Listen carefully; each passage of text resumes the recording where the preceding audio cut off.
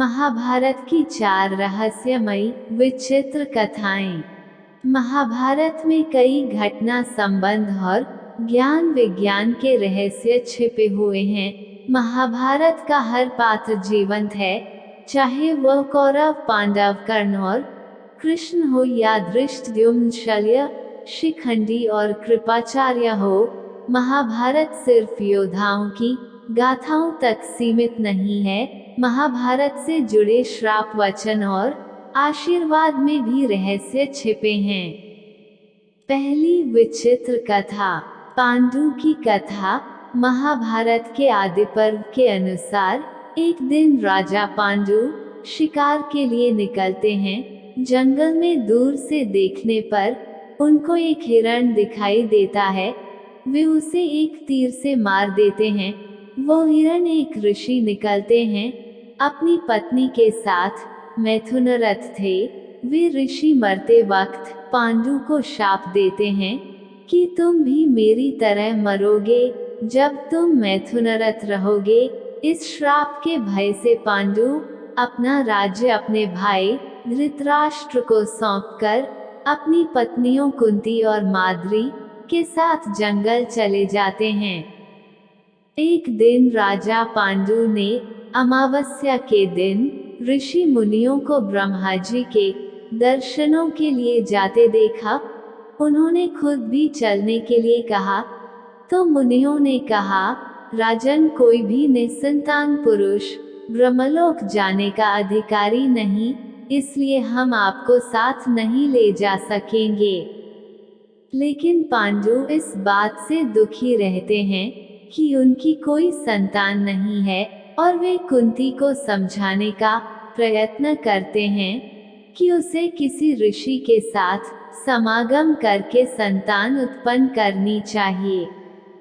इस पर कुंती ने बताया कि ऋषि दुर्वासा से मिले एक मंत्र से मैं किसी भी देवता का आह्वान कर मनोवांछित वस्तु पा सकती हूँ।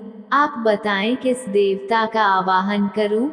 पांडु ने उन्हें धर्मराज को बुलाने को कहा। कुंती के मंत्र पढ़ते ही धर्म ने कुंती को अपने अंश सहित पुत्र प्रदान किया, जो युधिष्ठिर कहलाए। इसी तरह पांडु ने कुंती को 2 बार वायुदेव और इंद्रदेव को याद करने के लिए कहा। इनसे भीम और अर्जुन पैदा हुए।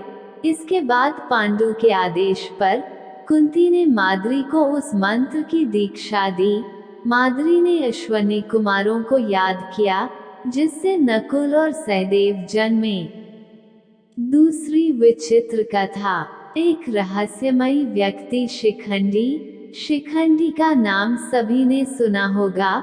शिखंडी को उसके पिता द्रुपद ने पुरुष की तरह पाला था, तो स्वाभाविक है कि उसका विवाह किसी स्त्री से ही किया जाना चाहिए। ऐसा ही हुआ, लेकिन शिखंडी की पत्नी को इस वास्तविकता का पता चला तो वह शिखंडी को छोड़ अपने पिता के घर चली गई। क्रोधित पिता ने द्रुपद के विनाश की चेतावनी दे दी। हताश शिखंडी जंगल में जाकर आत्महत्या करने लगा। तभी एक यक्ष ने वहां उपस्थित होकर उसकी स्थिति पर दया करते हुए रात भर के लिए अपना लिंग उसे दे दिया, ताकि वह अपना पुरुषत्व सिद्ध कर सके। हालांकि यक्ष की इस हरकत से यक्षपति कुबेर नाराज हो गए और उन्होंने उस यक्ष को श्राप दे दिया कि शिखंडी के जीते जी उसे अपना लिंग वापस नहीं मिल पाएगा। यही शिखंडी महाभारत में भीष्म के घायल होने और अंततः उनकी मृत्यु का कारण बना। दरअसल शिखंडी पिछले जन्म में अंबा नामक राजकुमारी था, जिसका 2 बहनों के साथ भीष्म ने अपहरण कर लिया था। भीष्म इन बहनों की शादी शारीरिक रूप से अक्षम अपने अनुज विचित्रवीर्य से करना चाहते थे।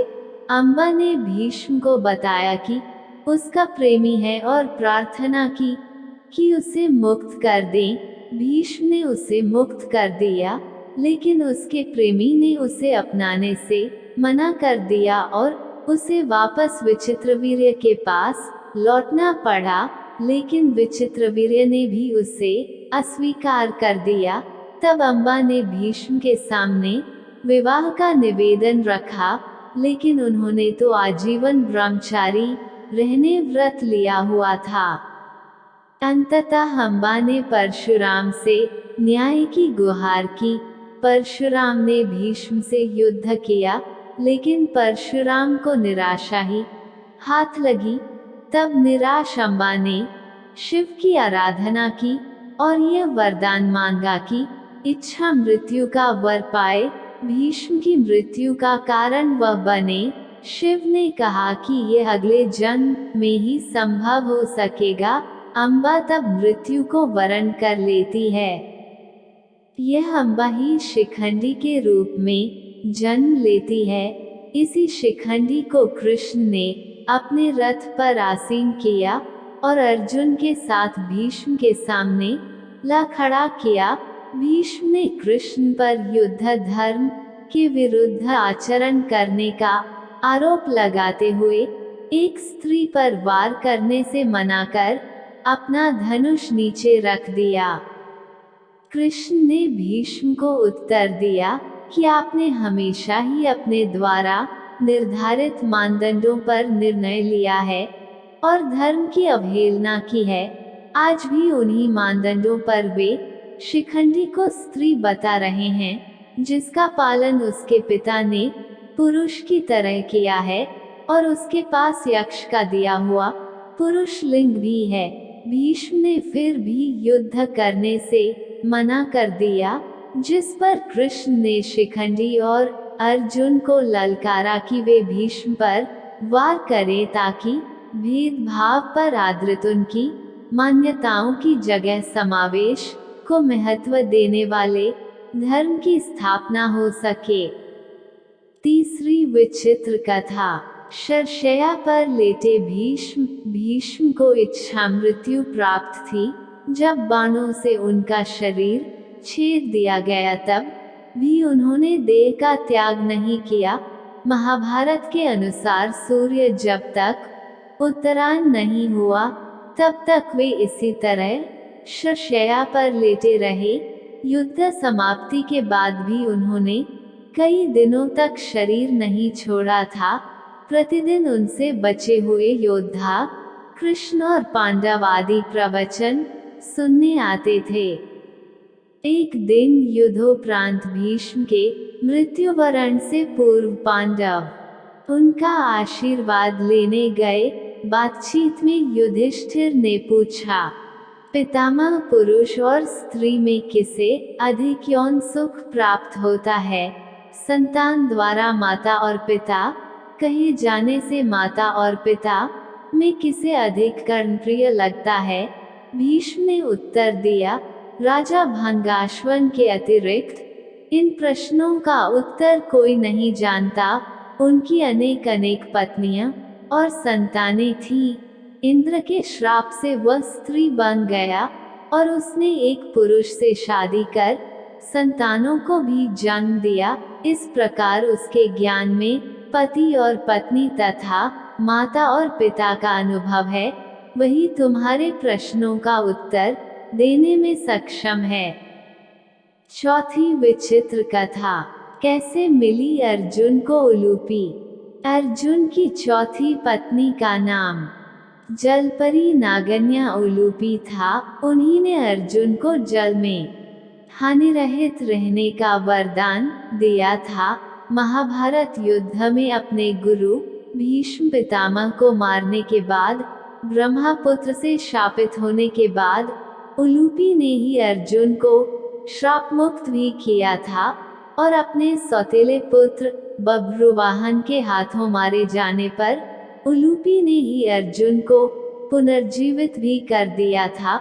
विष्णु पुराण के अनुसार अर्जुन से उलूपी ने इरावन नामक पुत्र को जन्म दिया। इसी इरावन को भारत के सभी हिजड़े अपना देवता मानते हैं।